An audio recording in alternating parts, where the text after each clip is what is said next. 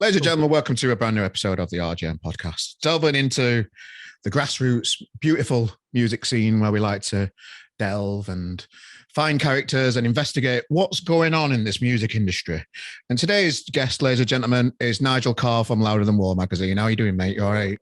I'm doing really well, thanks. Great to speak to you, Carl.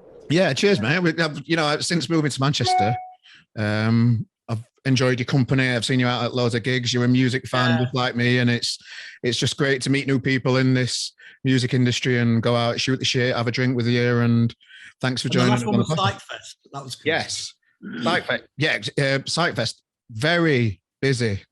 Very busy. Those gigs, far too busy, and I queued up 45 minutes to go to see Yard Act, the new darling, of course. Yeah. And couldn't get into the gig, so I queued up, had a nice chat with this guy. And then I wasn't allowed in the gig. And apparently for Psychfest, all sort of journalists and photographers, they weren't given any entry passes to get into anyone. So we just had to queue up with punters, which was interesting, but just meant that few things got covered, which was a bit unfortunate. Well, let's go back a little bit. So just talk me through, how did you first get into, before the magazine and all that kind of stuff? And how did you get into music yourself? Young Nigel, there in the world, starting it all off. How did you get into it? Massive music fan. So even at school, I went to Alter Grammar School, which is where Ian Brown went, and one or two others, Cy Wollstonecroft. And at school, the cool kids had a band, and I had a band, and it was variously known as State Express, because my mate was a bit more sort of, how should I put it, sort of more into sort of 70s rock than I was.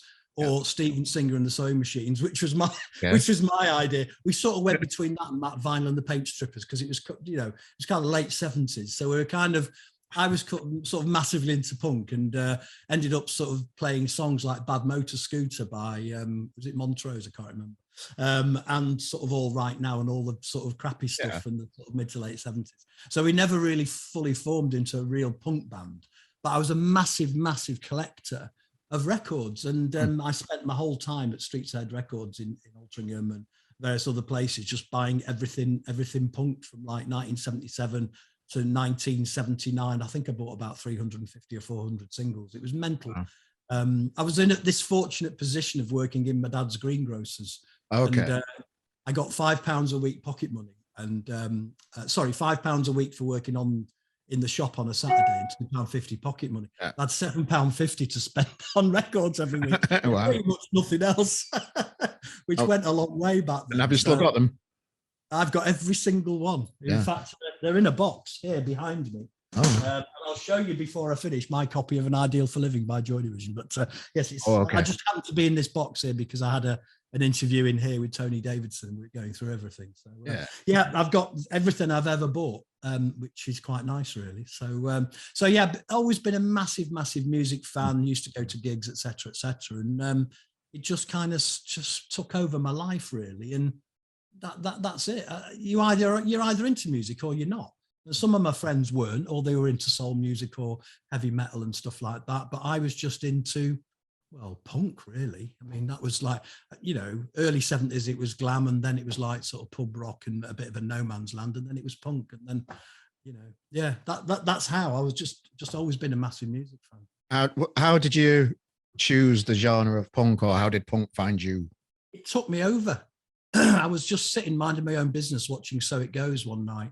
And I used to watch it with Tony Wilson sort of religiously because, it was just a cool program to watch. And I think Clive James was on there, and Peter Cook was my hero, and it was just a really cool show to watch. And it was August the 26th, 1976. And this shambling band sort of staggered onto the stage, and there was a girl dancing around with a beehive and a swastika on her arm. And it was the Sex Pistols' first time ever on television. And I went to school the next. I was completely blown away by it, and I didn't know much about punk. I mean, I was buying the Melody Maker Sound and NME, but it wasn't the time that they took over the front pages.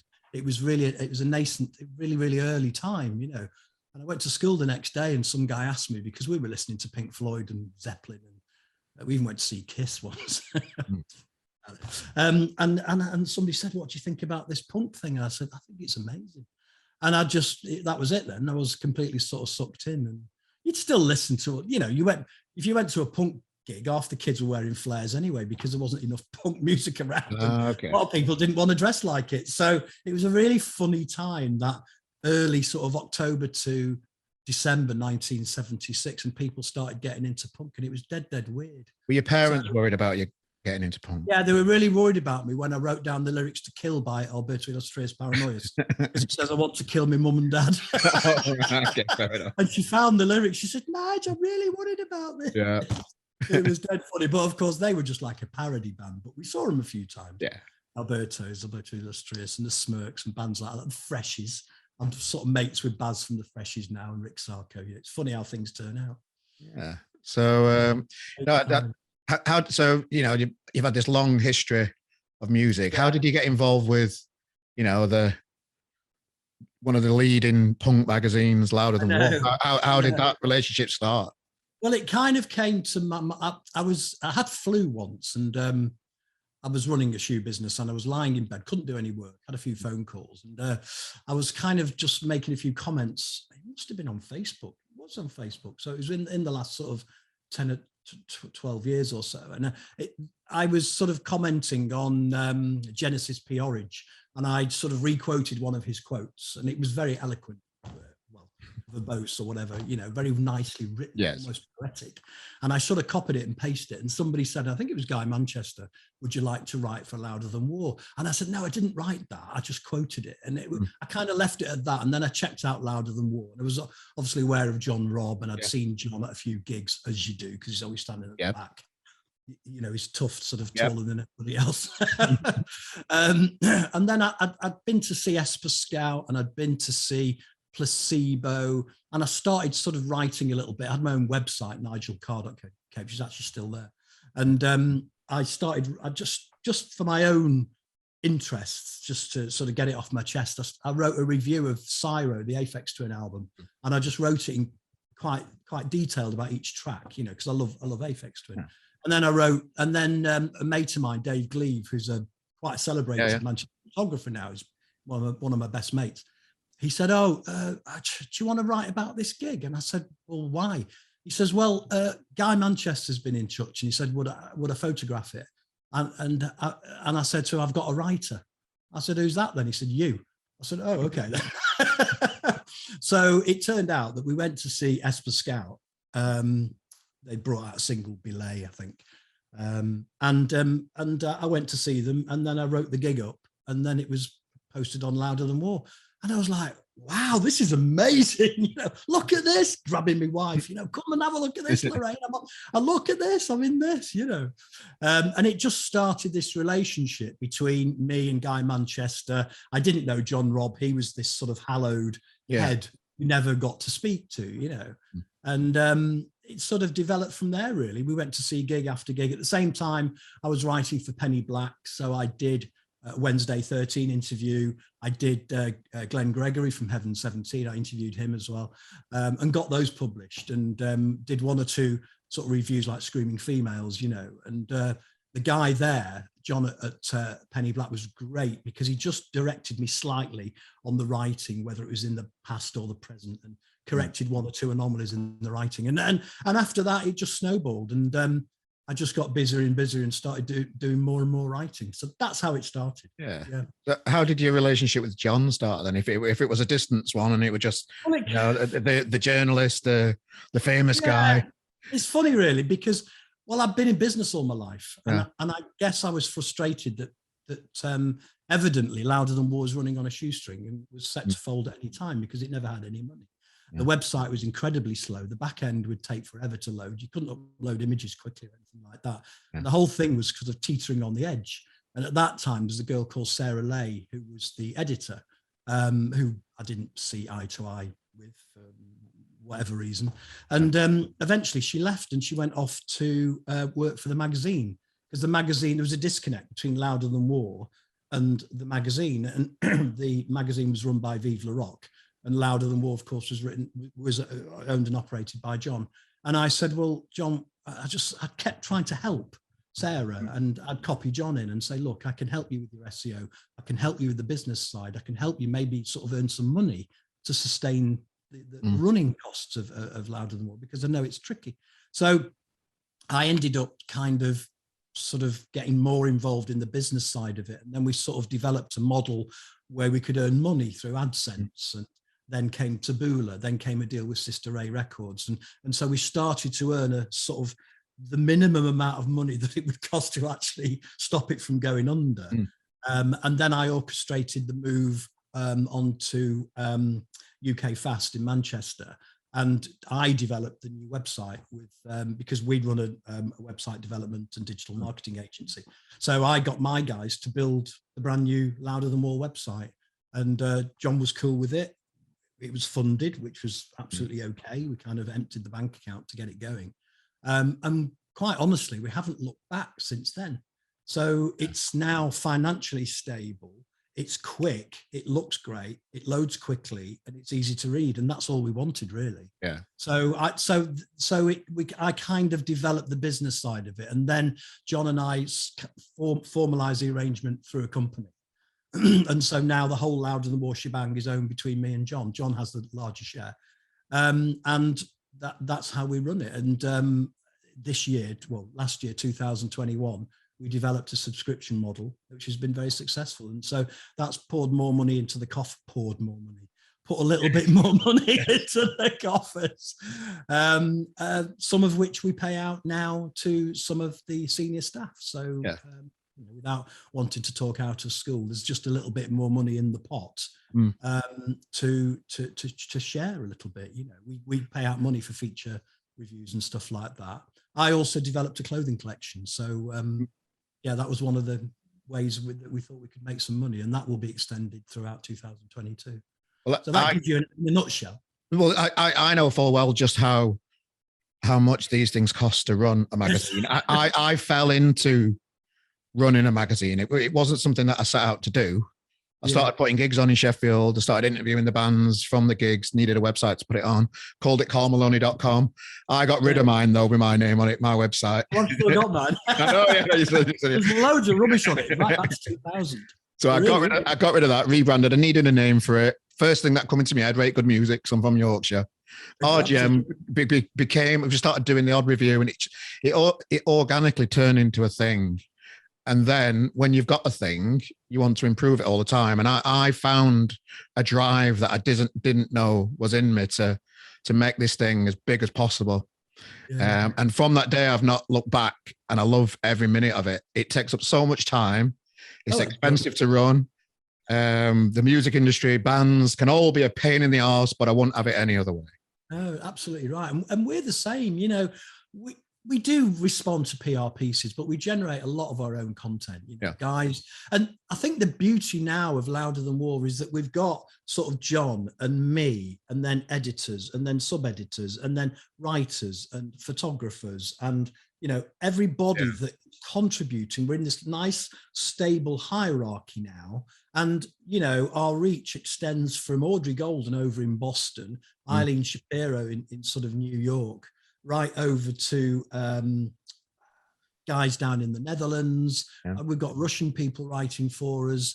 And, you know, the whole Louder Than War, I hate to call it the family, but it's quite extended now. And also, you know, we go from, you know, young girls up to sort of me and John and everybody in between. There's a good spread of people from different backgrounds writing for Louder Than War and contributing. You know, I love that aspect of it, and the fact that I've still got that bug, that drug, that I want to go and see a band and I want to write about it. And I'm in the gig. You've seen me writing reviews in the gig, and then email. So when I get home, I top and tail it, and I can almost do it straight away. I just have to wait for people's photographs to come in. You know? People don't realize that either. You know, to catch the wave of people that are interested in what you're writing about, you've got to do it in a timely manner. So you can't fuck about. You've got to be quick. You've got to get stuff out. If you reviewed a live gig and you're putting it out in 3 or 4 days, you kind of missed the boat. It's a little bit pointless doing that. Well, you know as well how difficult it is to write something that you didn't necessarily enjoy. Yeah. So, for example, I went to see Document at Night and Day a few months ago, And it absolutely just wrecked me. It was fantastic, you know. And I'm sitting there writing things and trying to come up with phrases and shit. And you know, it was the most exciting thing ever. And I think it was Andy Carson who provided some photographs of the gig. Yeah. And I was kind of chasing him down for the photographs, you know, because I was ready to put it out. Yeah, just away. Get me one for the profile picture, then I'll add them there. I could have put an iPhone thing up, but, you know, we like to be perfectionists. We like to get it right. And that is really exciting. But the worst thing is that when you're asked to do something where the passion isn't there, or you go and see a gig and it's shit and you just don't want to write anything, but you're kind of bound to. And so you skirt round it and you make it a bit sort of meh. Do you know what I mean? So, and that's where it gets a little bit tricky, where you've agreed to do something you really don't want to do it. You know, I'm not great with book reviews. Books are too long. you can get put in. I'm using myself as an example.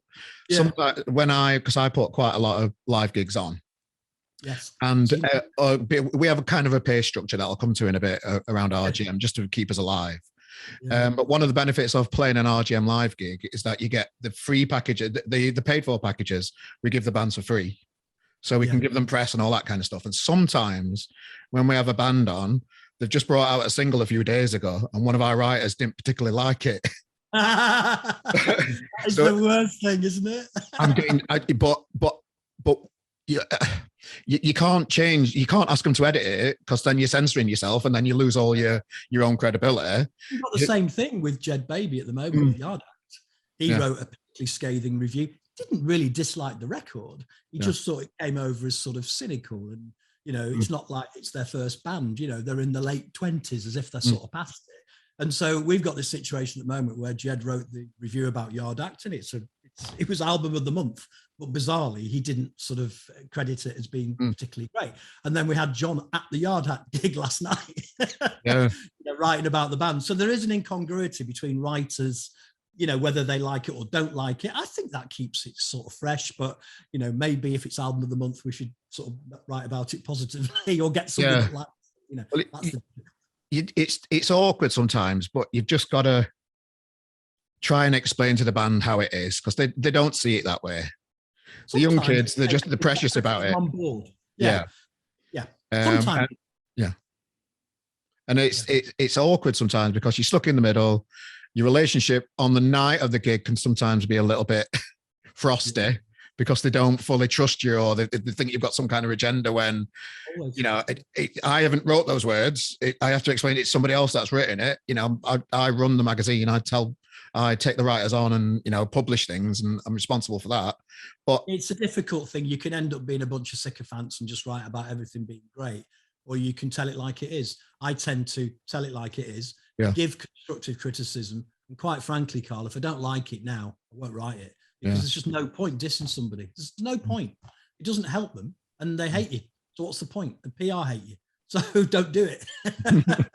Well, I feel I've got to adjust. I feel like you need some kind of identity with a magazine. And when I look at Louder Than War, you've got your own manifesto. You've got, you know, you can have a good read of that. You know, that tells you everything that you need to know about the ethos behind Louder Than War.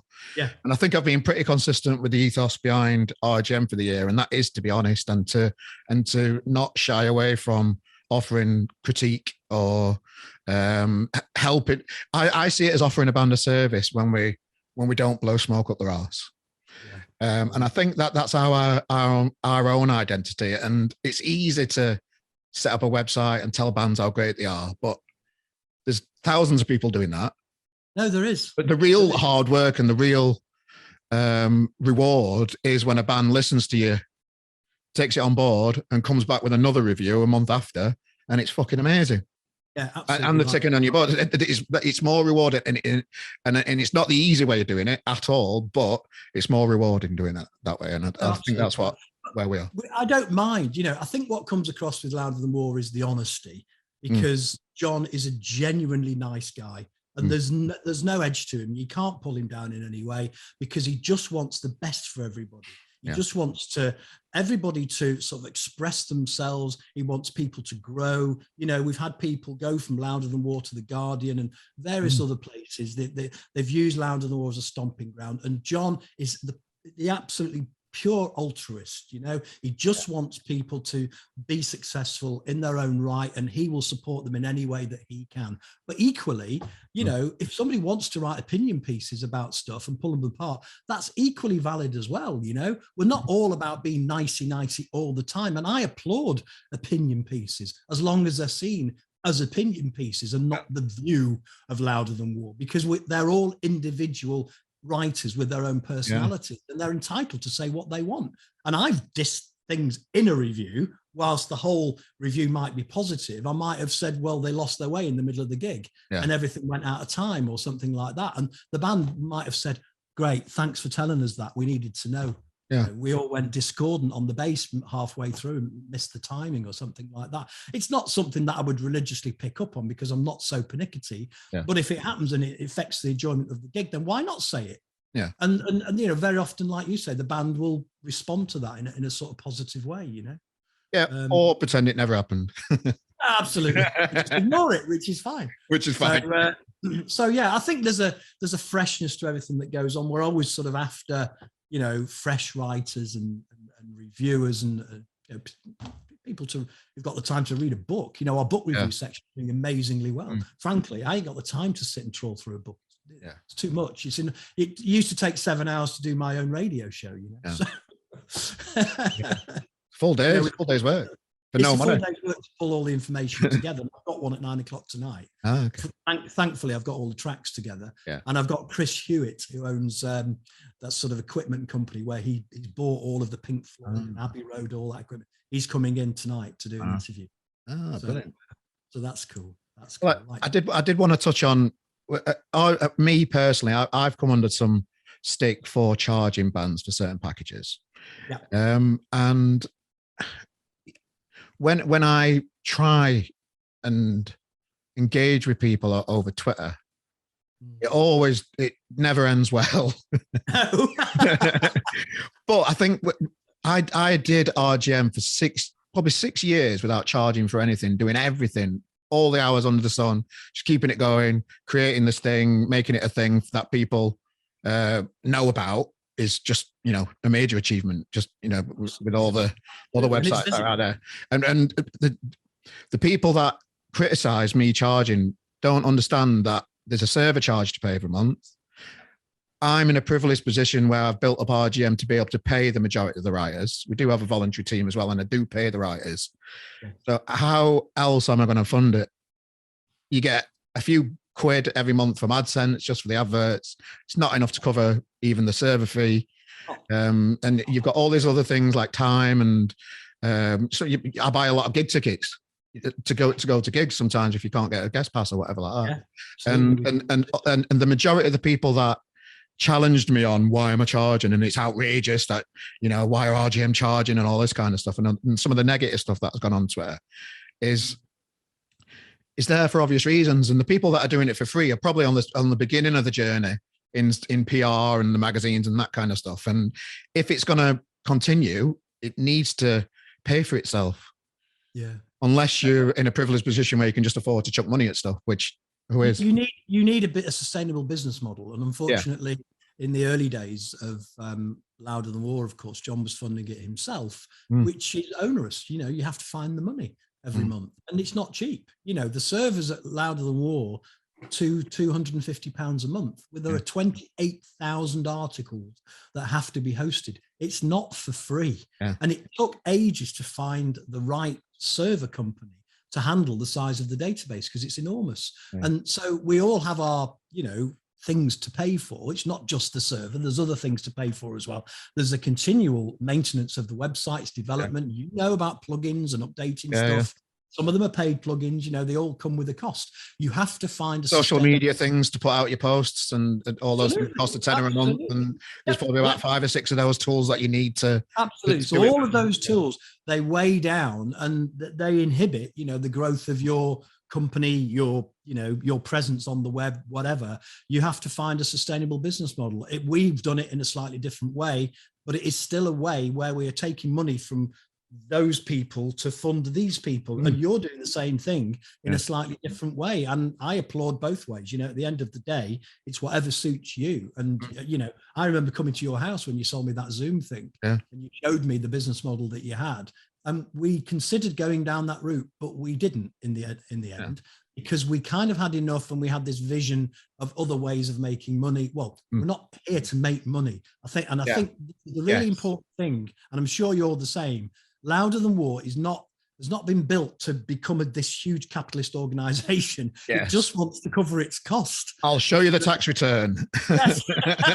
And we spent 8-9 years not making any money. We're not here to rip people off or anything like that. It's just about creating a sustainable business model. And as I said to you, the money that we're getting, we have recently, and it's only in the past few months, initiated certain payments to certain people, which we hope to extend and roll out further. But we can't do that until we get more money. We sell tickets and stuff like that as well, and get a tiny little percentage.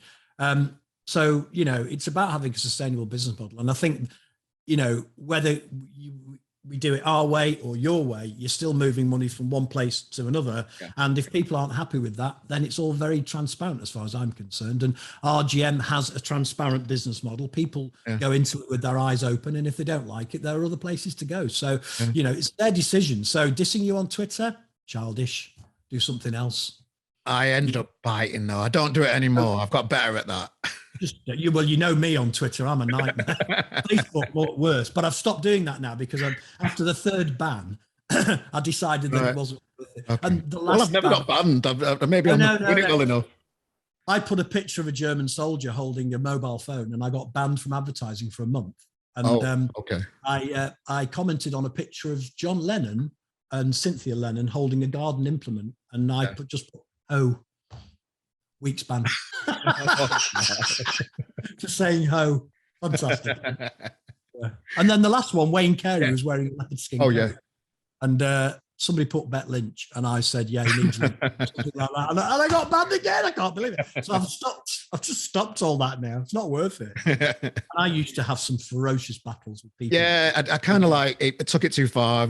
I've had guests on the podcast historically, and we've got on well and then fell out and that kind of stuff. And one of the toughest thing about RGM is that, and there's a lot of people in the blog world that do it for, in my opinion, the wrong reasons. They're doing it for a free gig pass. Yeah. And those people become obvious after a while. And I can spot them straight away now, just because I've been in the industry so long.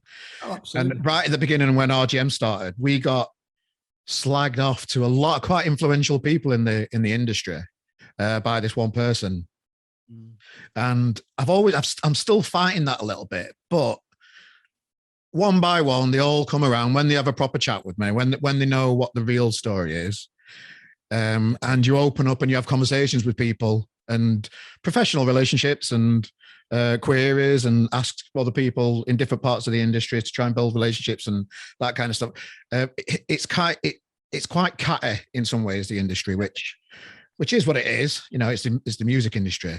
How do you find that at all? Or do you have any opinions on that side of it, or do you just stay out of it?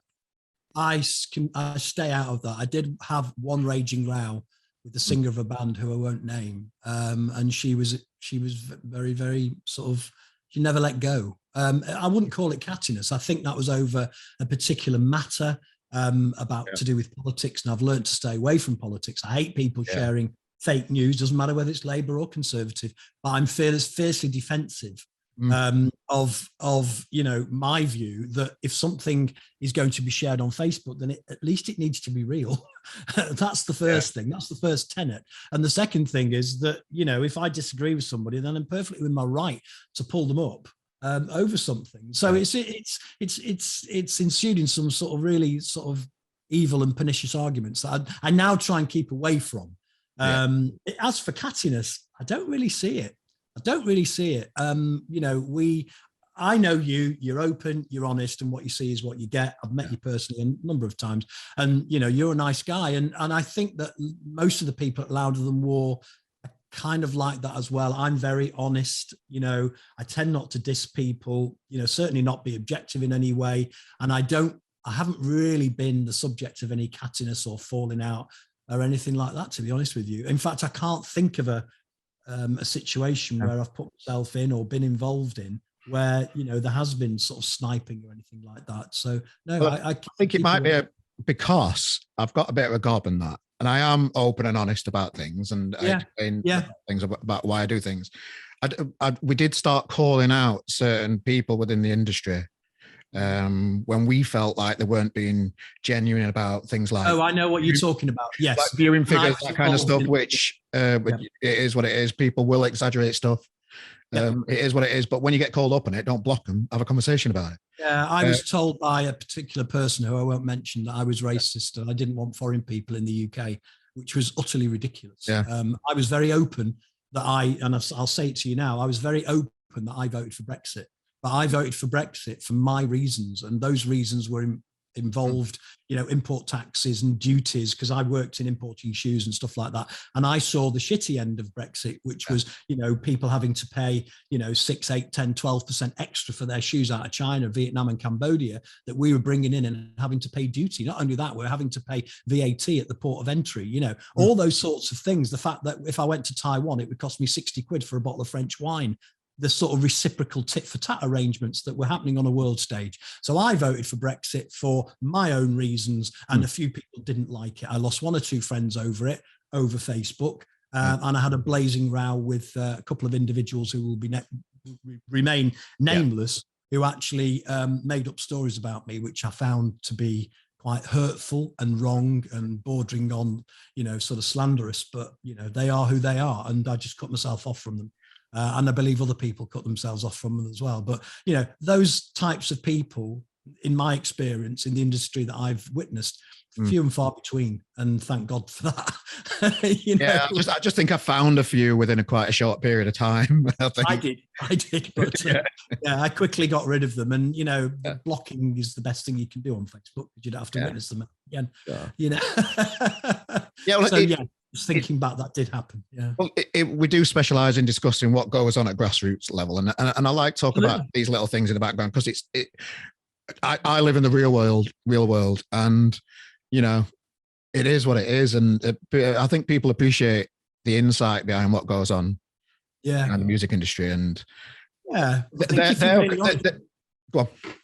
Well, I think some reviews, you know, if I've been to see a gig, you know, I'll talk about sort of getting there on the tram and, you know, how I got into the gig, and, you know, various observational traits of the people around me and stuff like that, leaving into the cold night air and stuff like that. And I think that part of it, you know, I did a backstage thing with Mido from Black Rebel Motorcycle Club. We were invited. It was a tit for tat thing. He needed sort of something for his US visa, so we were helping him out. We put this big story together. So me and Dave spent the whole afternoon with Black Rebel Motorcycle Club, and it was a real insight into the backstage thing and being with the band all afternoon, how the equipment was all put together, the sound checks and all that sort of stuff. And I think that's really fascinating as well, because it was kind of the life of a tour manager, which is just another angle. I like that too. You know, the fact that we can have an insight into those different areas of the music business that people might not have even considered, you know. Well, my next question was going to be, what's your favorite parts of running Louder Than War? So I presume that's one of them. I think the favorite parts are from what was quite ramshackle, and I don't want to sort of in any way put down the previous people, but what was a relatively ramshackle organization where people were even afraid to post in the Facebook group. The Facebook group had been disabled because people were falling out all the time. And I've become a great mediator because sometimes some people fall out with each other. I went to see the Blinders at the Deaf Institute, wrote a gig review. Wayne Carey published a gig review. We fell out. We quickly didn't fall out. And I'm quite good in sort of separating arguments and trying to mediate. But that's not the most enjoyable part. For me, still the most enjoyable part is going to see a gig or hearing the next best thing, because it excites me so much. It doesn't matter how old I get. When I hear something new, it's like listening to Anarchy for the first time. It's like listening to Frankie Goes to Hollywood for the first time. It's like listening to Blue Monday for the first time, Yard Act for the first time, Cabbage for the first time, go to see the Blinders at the King's Arms in Salford for the first time, and recording the whole gig in March 2016, and just discovering something that, really, really excites you. That is the most exciting thing. Yeah. The running of Louder Than War, as with any other voluntary organisation, and I was involved with Radio Alti, can be quite tricky because you've got lots of different personalities. Yeah. And however sanguine the boss is, and however business oriented or minded I am, it's still dealing with different personalities. And, some of those guys have mental health issues.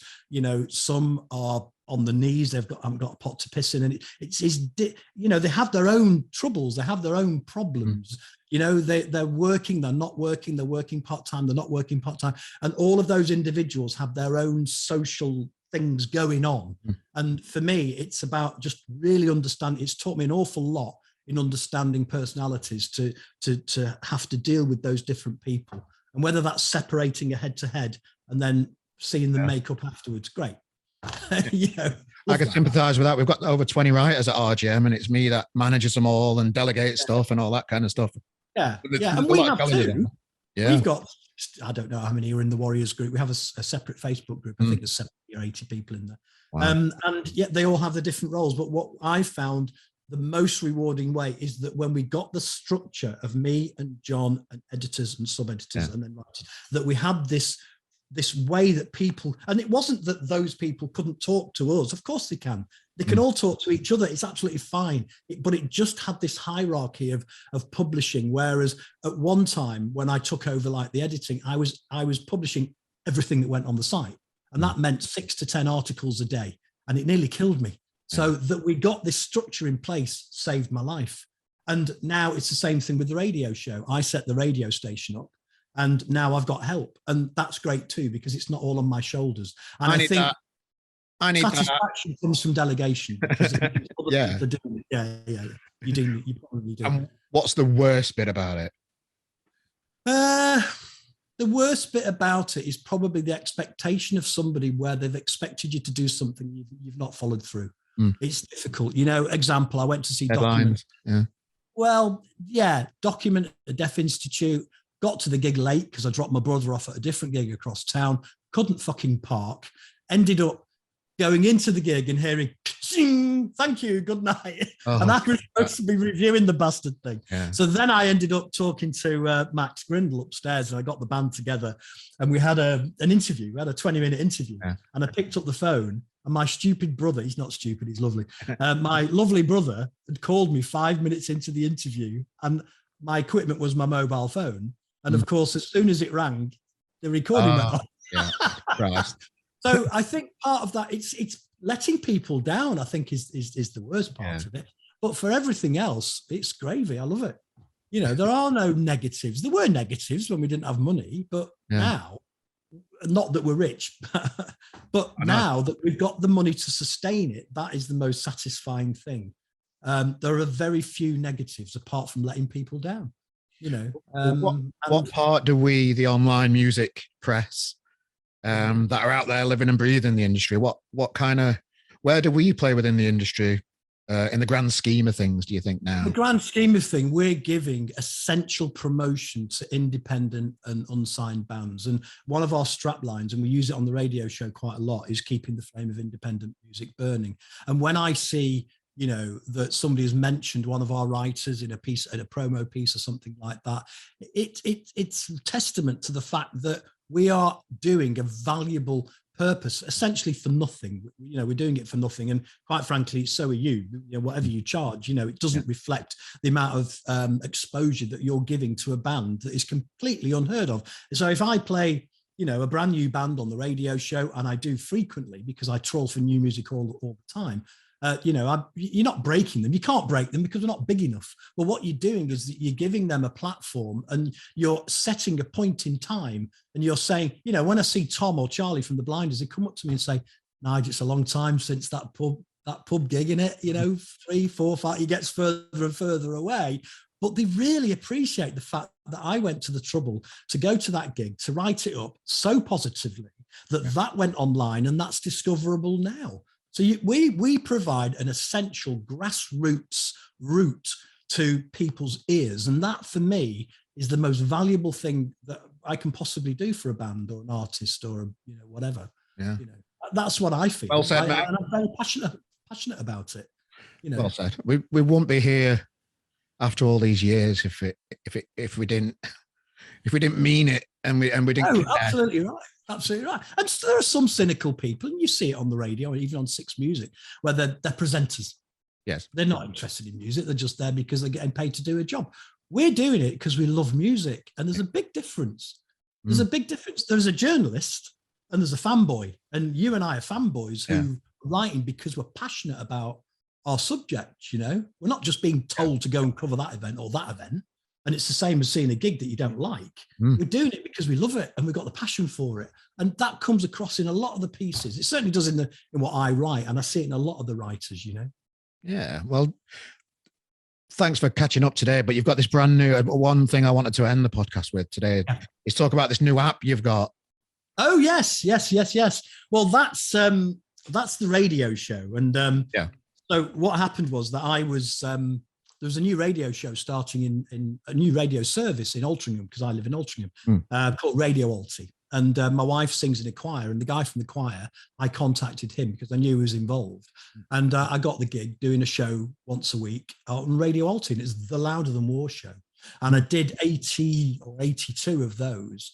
And I was doing a 2-hour show, 7 hours to put together, deliver, upload, etc. Live every week on a Wednesday night, 9 o'clock. And that's what I was doing for like 18 months. And we had a bit of a contretemps. The head of that station is Stephen Carlton Woods. And he's also vice chairman of the local Conservative Party, which I didn't really know. And he went off to interview the Conservative Party conference, lots of MPs. I just, for balance, I said, are we going to be covering Labour and Liberals and Greens and the other parties? And I put it on a WhatsApp group, an internal WhatsApp group. And I got a phone call the following day from Ross Heaviside firing me after doing 2,000 hours for free for them, simply for asking them to be apolitical, to be non-political. And so I got fired, and I was extremely angry. And my anger lasted for about a week, and then I set up Louder Than War Radio. And I set it up just before Christmas, and now we've got 12 DJs broadcasting 7 days a week. Again, it's one of those things where people don't see the hard work that goes on behind the scenes. Because I know before the app, you were doing it through your own channel, weren't you? Recording it from your studio there, and you did fall out. No. I mean, it's part of the same thing. No. It's part of the same thing. So what we did is, because I had the experience of Radio Alty, and because I was I unofficially, and they don't know this, I had admin access to the whole radio.co broadcasting suite through a friend of mine there, because I helped build their website. Of course I did. Yeah. So, I built my own pages, etc. And because of that, I needed access to the admin side. Having access to the admin side taught me how to ostensibly run the station. So when it came to setting up our own station, I did it through radio.co and called it Louder Than War Radio. And then very quickly, because they've got suites within radio.co, I launched so this is the Apple app. So that came out sort of soon after. And so it just plays out live. And there you go.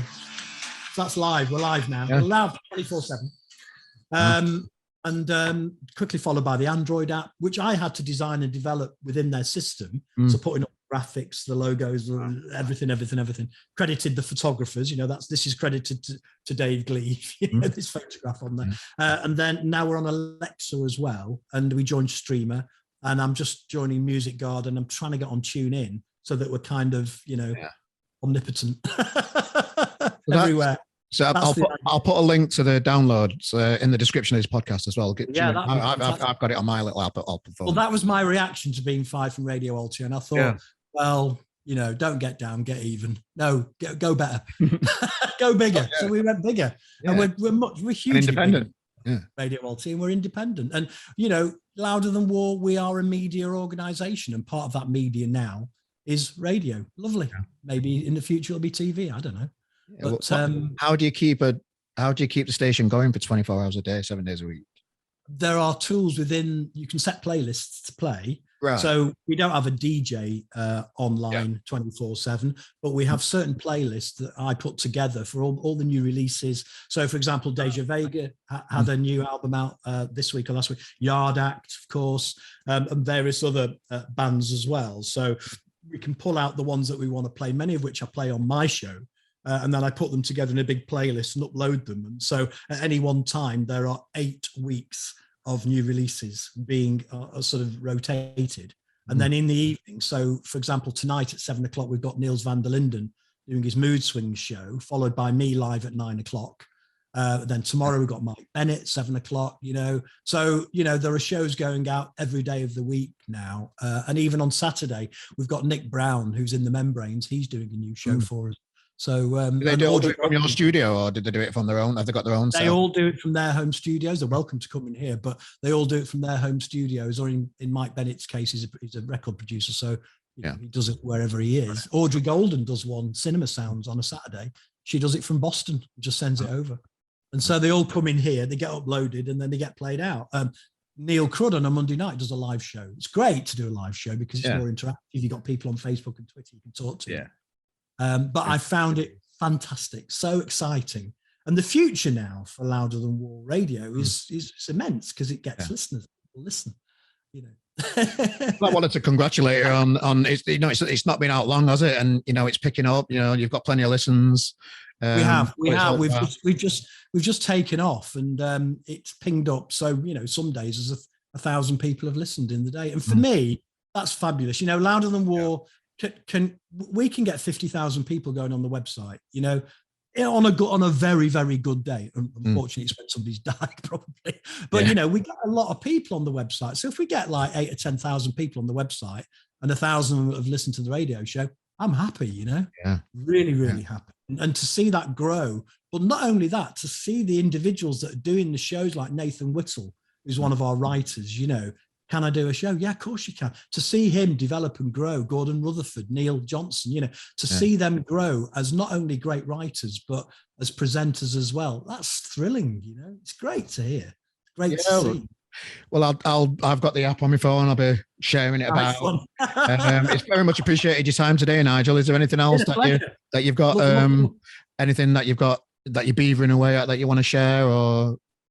Not really. I mean, obviously, we're developing the radio station to be bigger than it is.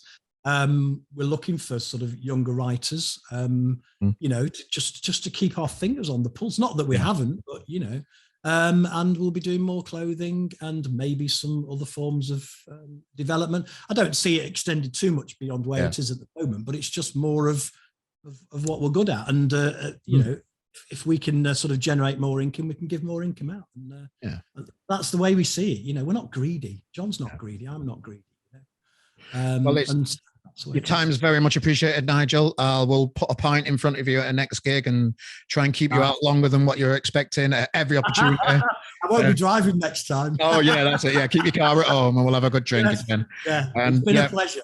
Cheers, mate. Thank you. It's been a pleasure. Thank you very much.